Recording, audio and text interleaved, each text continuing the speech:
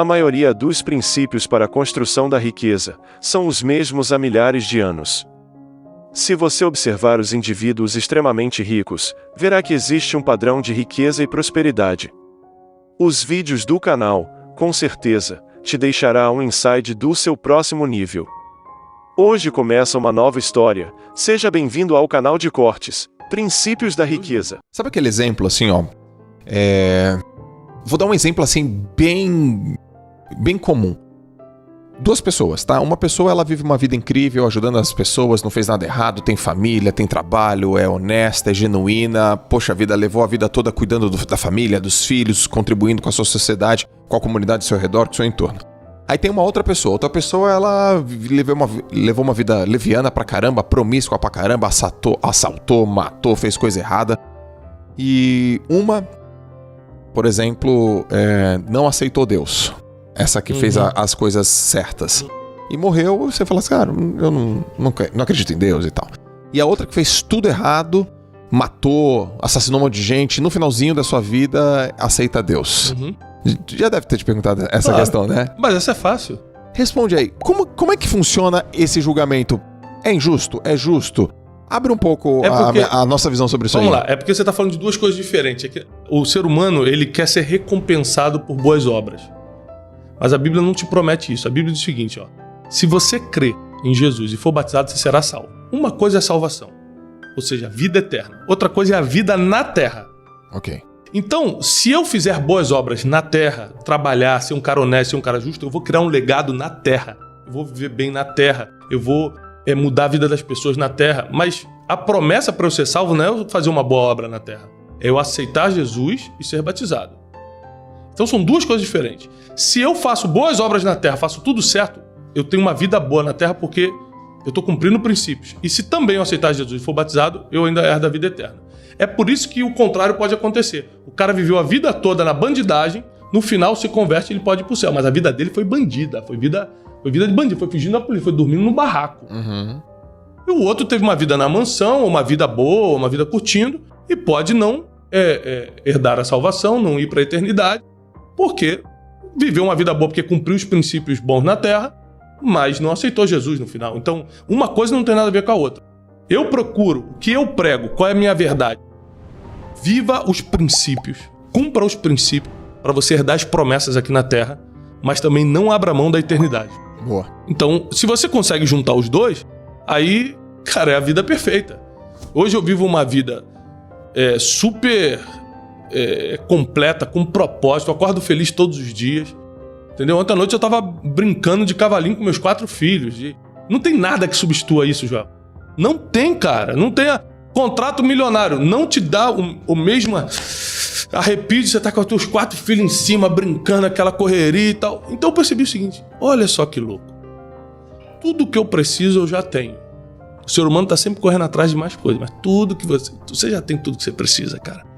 E tudo que você começa a conquistar a partir do que você precisa já é para transbordar na vida das pessoas. Isso é princípio.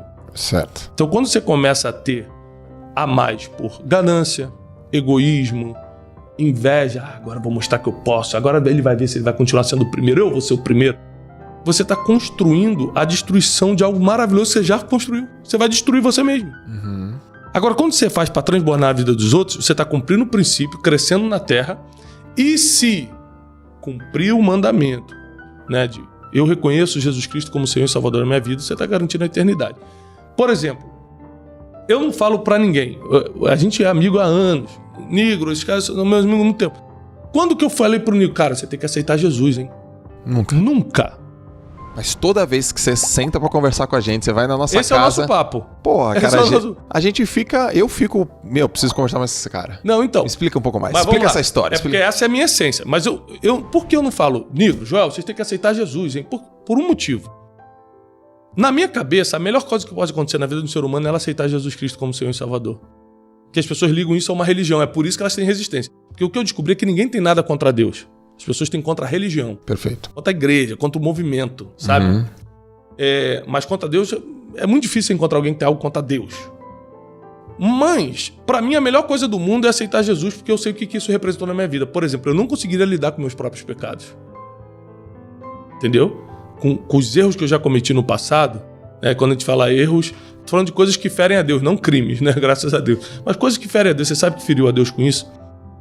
Eu não conseguiria lidar se eu não tivesse o perdão dos meus pecados. Para mim, o maior benefício de ter Jesus na vida é você olhar pro teu passado e, cara, não significa mais nada para mim. Não ando em culpa, eu não ando em acusação, porque o apóstolo Paulo nos ensina isso, que nenhuma condenação há para os que estão em Cristo Jesus. Se isso é a melhor coisa do mundo, qual é a melhor coisa do mundo para uma pessoa normal? Dinheiro. Todo mundo trabalha por dinheiro. Sim. Você já viu um milionário falando, mano, tudo bem, antes de a gente começar a conversar, cara, você tem que ser milionário, mano. Pô, vou te dar 10 milhões pra você começar, cara. Cara, ser milionário é muito bom, mano. Por favor, acredita em mim, cara.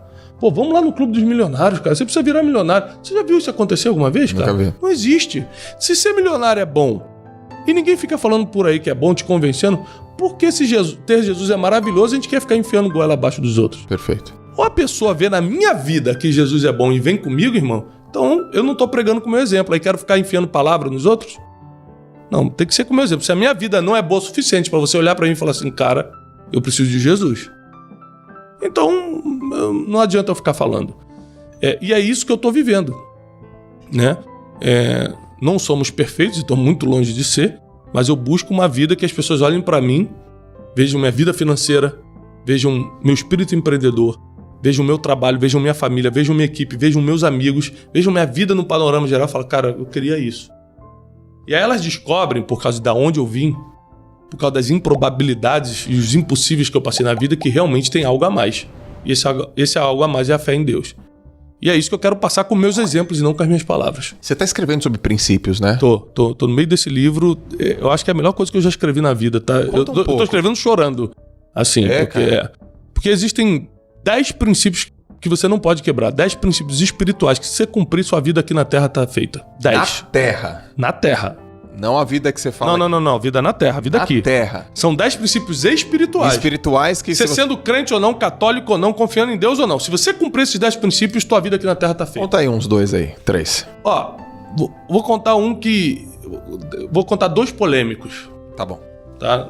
Tentar não dar um spoiler, porque esse livro eu quero vender 1 milhão de cópias. Não, a gente vai te ajudar a vender. A gente vai te ajudar a vender. Olha só, um bem polêmico. A Bíblia diz assim, ó, honra teu pai e tua mãe, para que se prolongue seus dias na face da terra. A única promessa de longevidade, Deus não prometeu que ninguém vai viver para sempre fisicamente, mas que ele pode te dar anos de vida a mais se você honrar teu pai e tua mãe.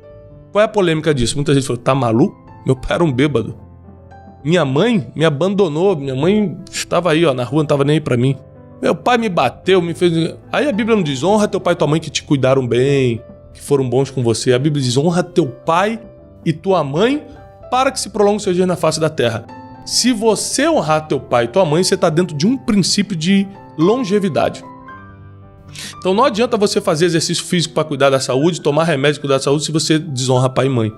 E às vezes honrar pai e mãe é coisas simples, como por exemplo perdoar.